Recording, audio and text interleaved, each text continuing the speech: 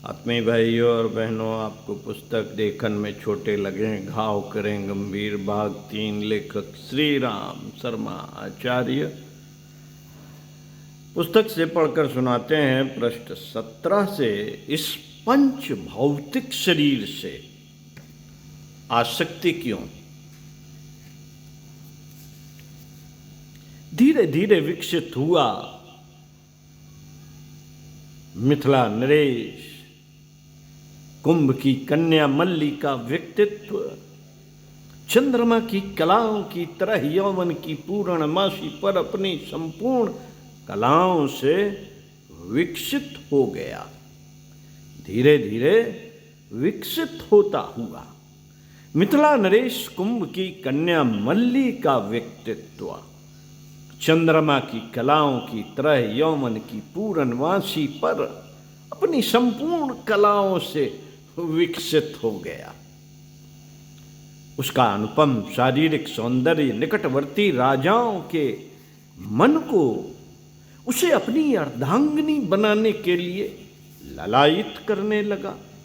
वह असाधारण रूपवती ही नहीं, परम विदुषी और महान कलाकार भी थी।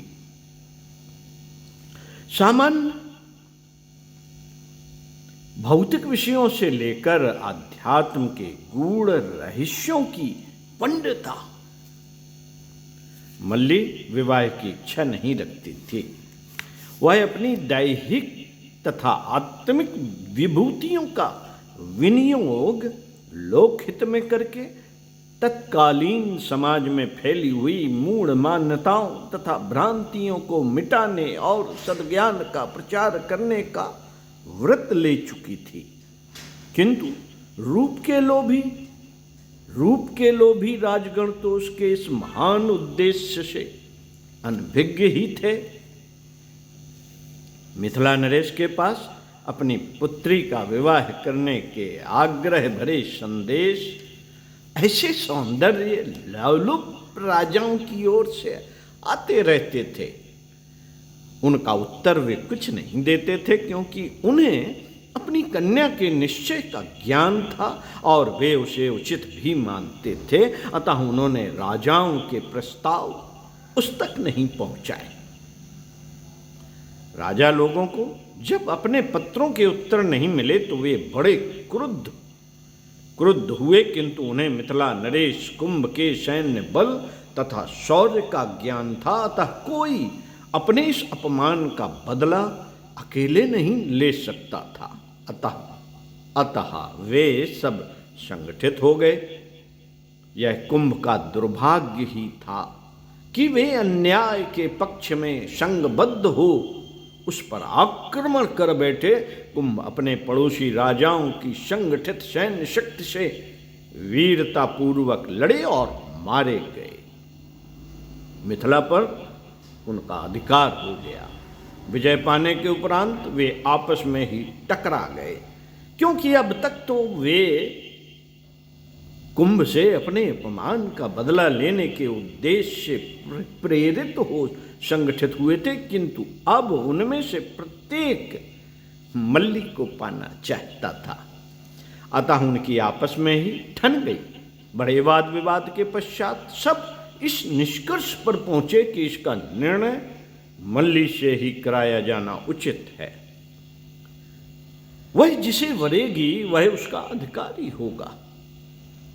पंडिता मल्ली को अपने पिता की पराजय तथा पड़ोसी राजाओं द्वारा उसके स्वयंवर रचने के आग्रह का ज्ञान हुआ तो वह कुछ क्षणों के लिए तो उनकी मूर्खता पर हतप्रभ हो गई, पर उसने तुरंत ही निश्चय कर लिया कि उसे क्या करना चाहिए।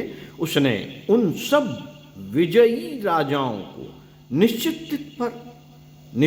तिथि पर अपने प्रासाद में उपस्थित होने का निमंत्रण दे दिया। निश्चित तिथि व निश्चित समय पर वे सब राजा गण मल्ली के प्रासाद पर उपस्थित हुए। मल्ली का प्रासाद उसके मनोहर व्यक्तित्व की तरह ही सुंदर व सुशमित था। प्रसाद के सामने सुरम्य उद्यान था, जहाँ भांति भांति के पुष्प खिले थे। पशु पक्षी किल्लोल क्रीड़ाओं में निमग्न थे। प्रासाद के कक्ष उसकी कलाकृतियों तथा बहुमूल्य ग्रंथ रत्नों से भरे पड़े थे। प्रथम तो परिचारिकाओं ने उन राजाओं को दिखाया, तदनंतर वे उन्हें मल्ली के स्वागत कक्ष में ले गईं। सभी ने देखा, स्वागत कक्ष के मध्य में अभिवादन की मुद्रा में मल्ली खड़ी थी।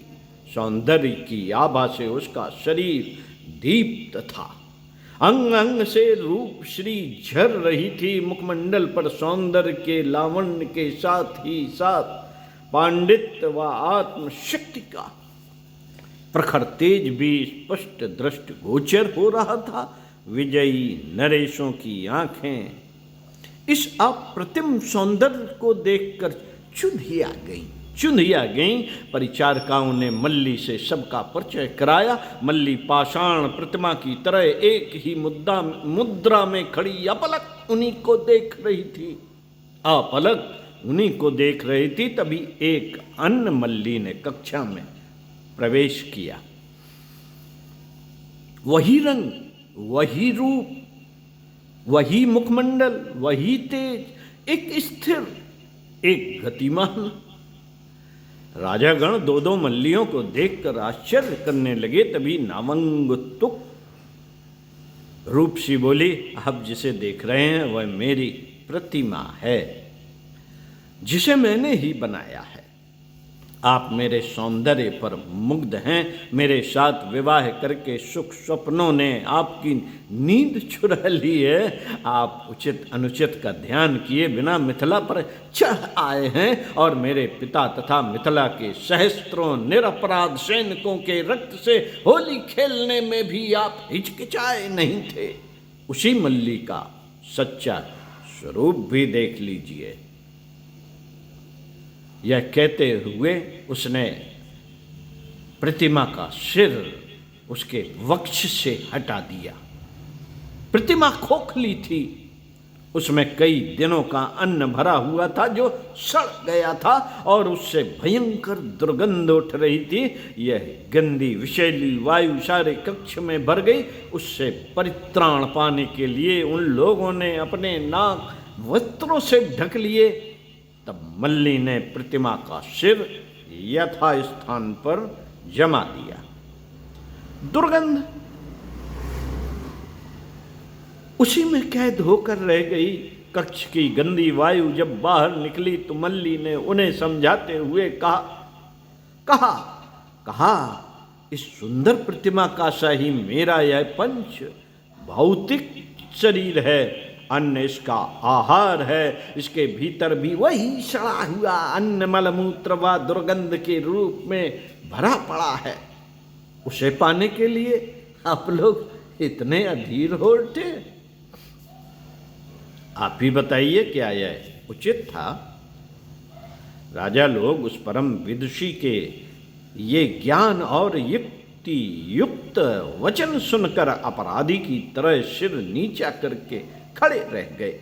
पश्चाताप की रेखाएं उनके चेहरों पर उभर आईं। कुछ ही क्षणों पहले जो अपनी विजय पर भूले नहीं समा रहे थे, वे ही अब अपनी पराजय की क्षोभ से धरती में गड़े जा रहे थे।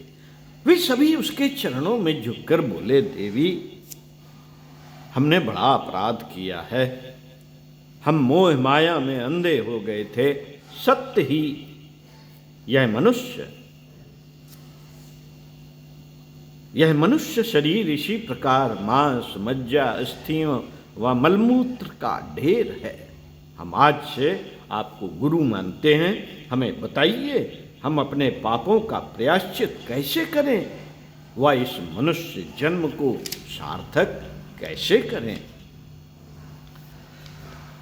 आपने जो भूल की है और उससे समाज का जो अहित हुआ है, उसका प्रायश्चित आप अपनी दैहिक आत्मिक सामर्थ्य का विकास भौतिक उपलब्धियों से करें। साथ साथ लोगों को बताते रहें कि वे ऐसी भूल ना करें। इस शरीर को ईश्वर की थाती समझकर और अपनी विभूतियों को लोक मंगल के लिए अतिरिक्त अनुदान मानकर इनका विनियोग विश्व मानव की सेवा में करने से ही मनुष्य जन्म सार्थक हो सकता है।